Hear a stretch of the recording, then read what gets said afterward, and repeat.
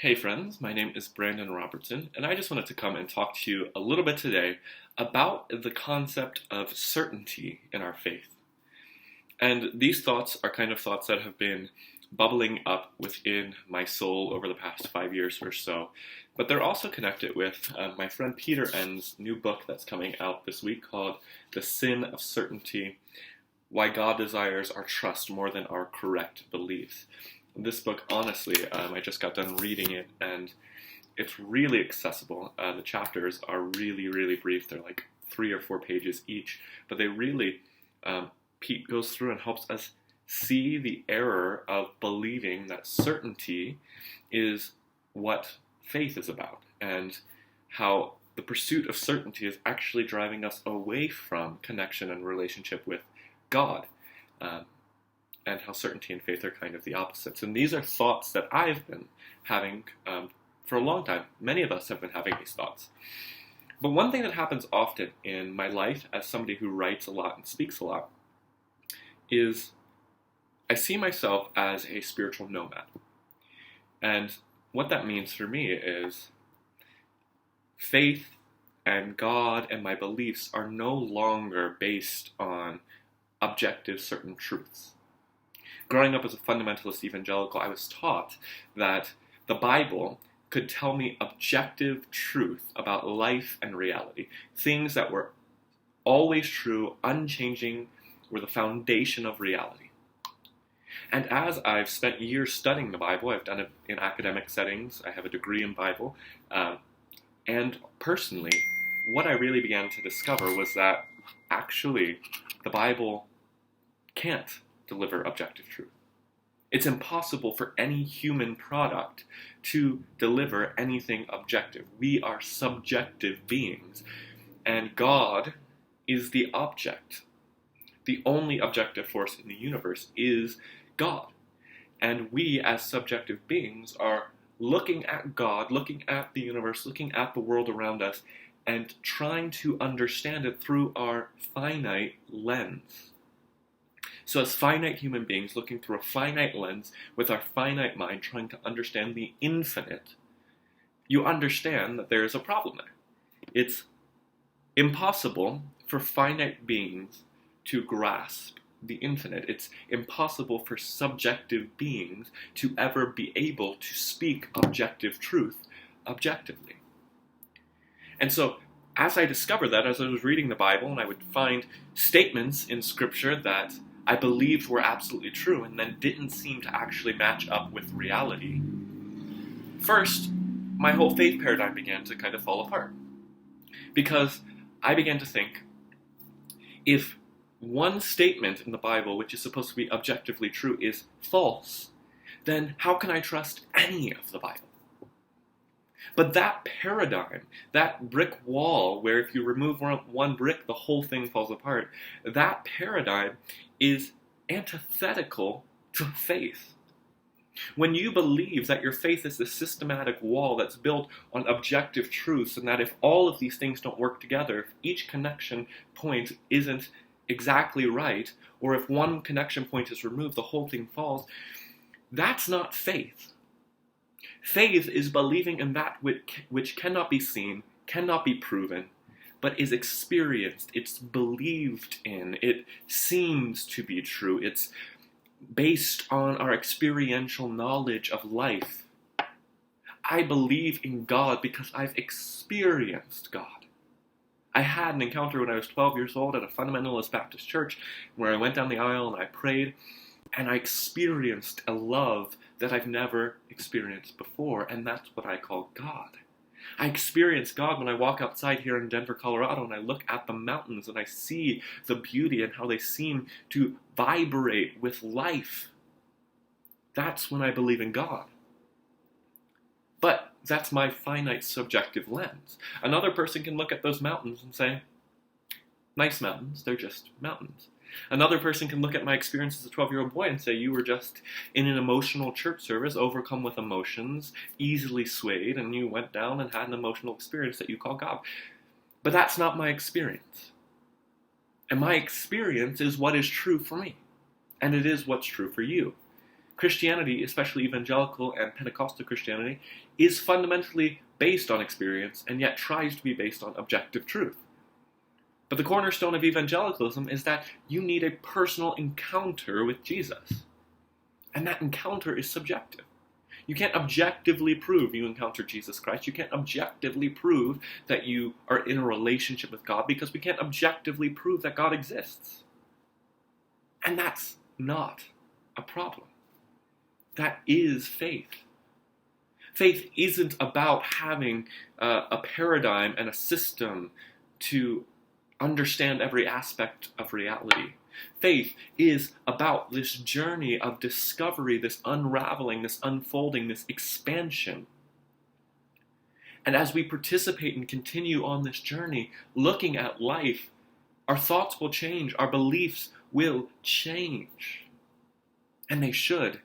If your thoughts and beliefs don't change, I think that shows there's a real problem. It might show that you're not actually a person of faith. You're actually a person pursuing certainty in a world of uncertainty.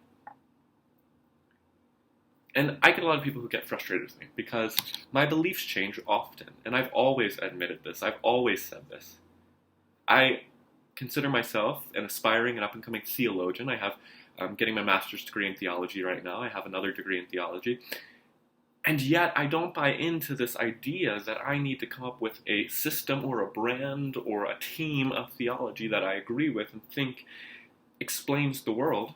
I think that's the opposite of theology. Theology means speaking words about God. Logos, words, theo, God. If we're speaking words about God, God is the eternal, infinite, ground of all being, loving creator, intelligent designer of the universe. How could we ever speak objective words about God as finite subjective beings? One of my favorite pieces of literature comes from C.S. Lewis. He wrote this prayer called A Footnote to All Prayer. It's a poem. And basically in this poem, he acknowledges that every word we speak about God falls short. And the end of C.S. Lewis's prayer is, God, take our stammering lips, take the words we're speaking, and translate them into a way that you can actually understand, because all of our words fall short. Any thought we have about reality or God falls short because we're subjective. And so I might tell you one thing this week that I believe about God right now. And in 2 weeks, I might have a different belief. That's not me being inauthentic. That's not me lying. That's not me being uneducated about what I'm speaking about. That's me simply understanding that if God and the universe is expanding, my understanding of God should always be expanding, always transforming, always morphing into something new. And sometimes I revert back to old beliefs based on my experience in life. And that, to me, is beautiful. That, to me, is where the life is at. This unraveling, expanding, looking for adventure, looking for discovery around the next corner. I have a new book coming out called Nomad, and the whole concept is based on how I feel like I'm a wanderer in a vast, expansive, eternal desert.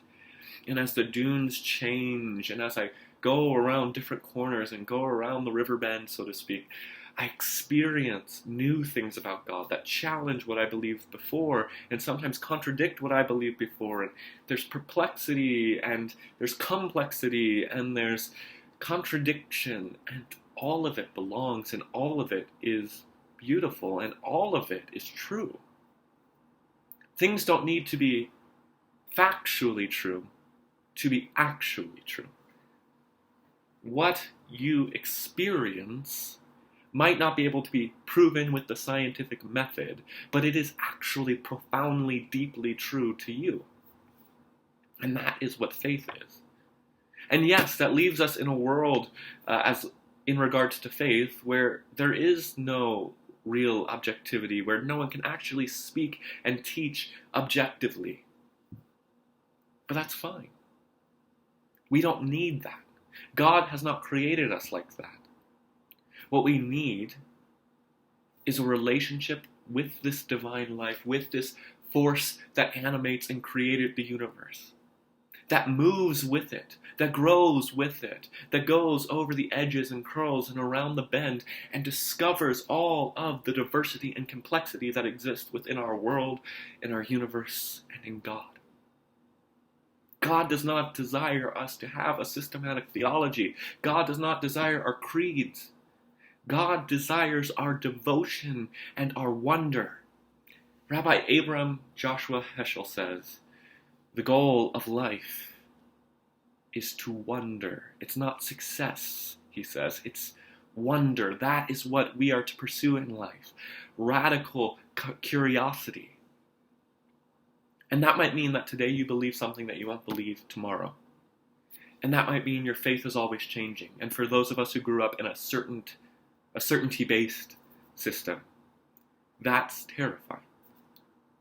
But once you take the leap and step over the boundary from a boxed-in faith to the wild deserts of life, I really believe you will find a liberation, a freedom from fear, a freedom from the need to be right, a freedom from needing to attack other people, and a relationship with God that is deeper and more beautiful than you've ever imagined, because you are not trying to hold God to standards that you have made up or come to in your own mind, but you're allowing God to be God. And sometimes God will act in ways that you expect, and sometimes God will reveal things that seem to totally contradict everything you've ever believed. And all of it's belonging, all of it is true, all of it has purpose and meaning and will enrich your life and pull you into wonder. And that, my friends, is what I believe is the goal of all of life, that we live in radical amazement at the beauty, the complexity, the diversity, the contradictions, the paradox of God, of our lives, of ourselves. Step beyond the boundary. Let go of certainty and experience life beyond the boundaries of a rigid faith. I'm Brandan Robertson. I really hope you take time to pick up my friend Peter Enns' book, The Sin of Certainty. And if you would, you could check out my book coming out called Nomad by going to Amazon.com, searching Nomad by Brandan Robertson. Thank you so much for taking time to watch this video, and I'd love to hear your thoughts. Leave them in the comments below. Peace to you.